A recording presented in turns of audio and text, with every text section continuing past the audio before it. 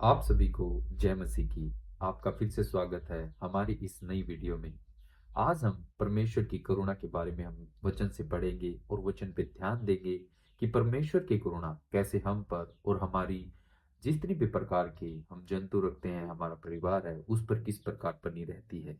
आइए हम पढ़ते हैं भजन संहिता उसका 36 अध्याय आयत 5 में। परमेश्वर की करुणा। हे यहोवा, तेरी करुणा स्वर्ग में है, तेरी सच्चाई आकाश मंडल तक पहुंचती है।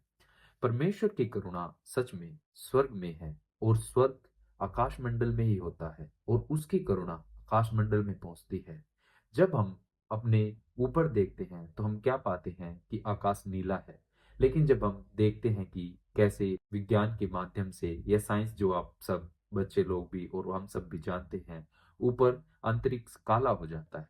लेकिन परमेश्वर की महिमा आकाश मंडल तक पहुंचती है। वो उसको भी हम आकाश ही बोलते हैं। और आकाश मंडल, जब हम देखते हैं कि लोग रिसर्च कर रहे हैं और उनको पता चलता है कि आकाश इससे भी बाहर और भी बहुत सारी यूनिवर्स है, और परमेश्वर की महिमा हम यहाँ पे देख सकते हैं आकाश मंडल तक पहुंचती है कि हम उसकी महिमा का पता भी नहीं लगा सकते कि उसकी महिमा इतनी ऊपर तक पहुंचती है। क्योंकि परमेश्वर महान है। क्योंकि कोई कितना भी जोर लगा ले, वो स्वर्ग को यहाँ पे रहते हुए ऐसे नहीं देख सकता कि कैसे भी किसी टेलीस्कोप के जरिए। लेकिन परमेश्वर का वचन हमें पूरी तरह से बताता है और हम विश्वास करते हैं कि स्वर्ग है और परमेश्वर की महिमा आकाश मंडल तक पहुंचती है।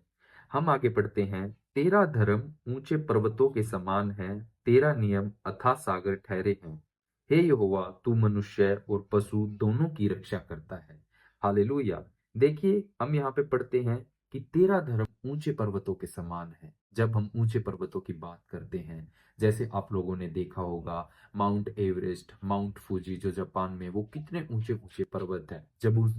जब हम उन पे चढ़ते हैं या हम उन्हें नीचे से, या आप अपने फोन में भी उन्हें देखोगे, आपको पता चलेगा कि वो कितने ऊंचे ऊंचे हैं। परमेश्वर का धर्म से भी ऊंचा है। और जब हम आगे पढ़ते हैं, तेरा नियम अथाह सागर ठहरे हैं। परमेश्वर के नियम से अथाह सागर ठहरे हुए हैं। अथाह का मतलब जिसका कोई भी नीचे का जमीन नहीं पा सकता, था नहीं पा सकता। जब कभी भी हम देखते हैं कि साइंस भी और बहुत से लोग भी समुद्र की गहराइयों को नापते हैं, लेकिन वो उसकी गहराइयों तक पहुंच नहीं पाते। क्योंकि परमेश्वर का वचन हमें बताता है कि समुद्र की अथाह को कोई भी नाप नहीं सकता।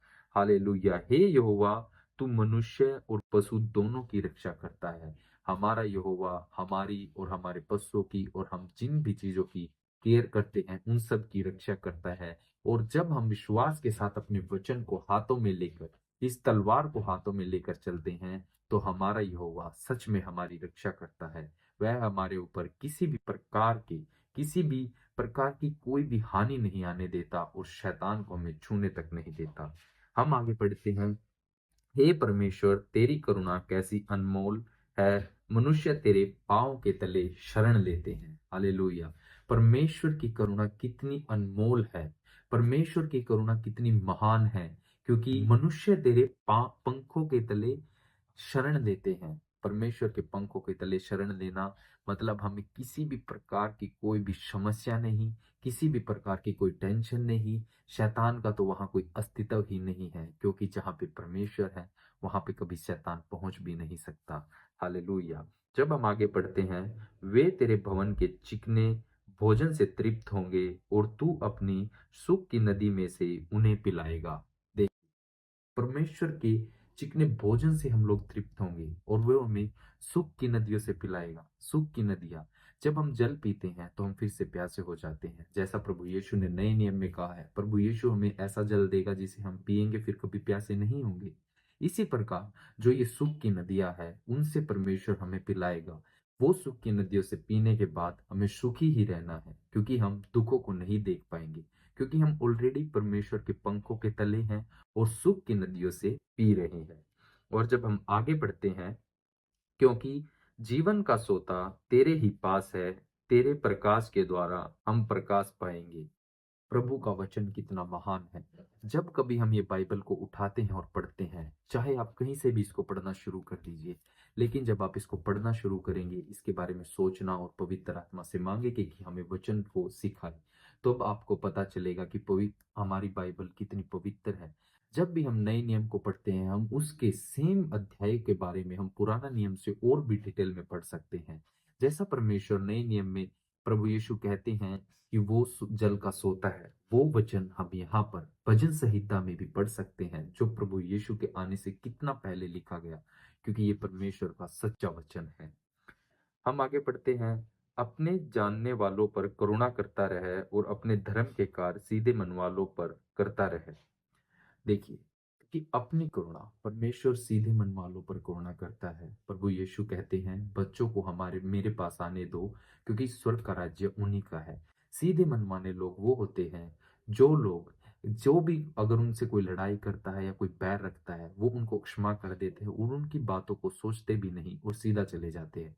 जैसे कि बच्चे होते हैं, जब आप उनको कोई पैसे देंगे और एकदम से छीन लेंगे, वो थोड़ी देर के बारे में उसको सोचेंगे, फिर वो उसको याद ही नहीं रखेंगे। वैसे ही परमेश्वर कहता है, अपने जानने वालों पर करुणा करता रहे और अपने धर्म के काम सीधे मन वालों में करता रहे। परमेश्वर का वचन हमें बताता है कि हमें सीधे मन वाले बनना चाहिए। और जब हम आगे पढ़ते हैं, अहंकारी मुझ पर लात उठाने न पाए और न दुष्ट अपने हाथ के बल से मुझे भगाने पाए। दुष्ट अपने हाथ के बल से हमें भगाने न पाएगा, क्योंकि परमेश्वर हमारे साथ खड़ा है।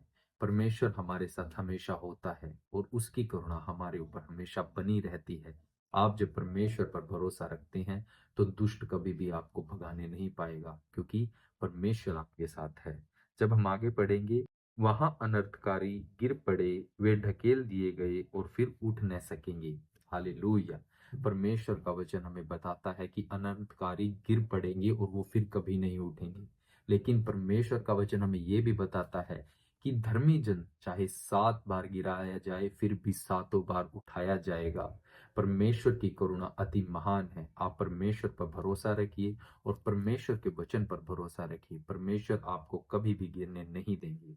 परमेश्वर के वचन को जानने के लिए हमारे साथ जुड़े रहिए और आप अपनी प्रेयर रिक्वेस्ट हमारे पास भेज सकते हैं। हम आपके लिए जरूर प्रार्थना करेंगे।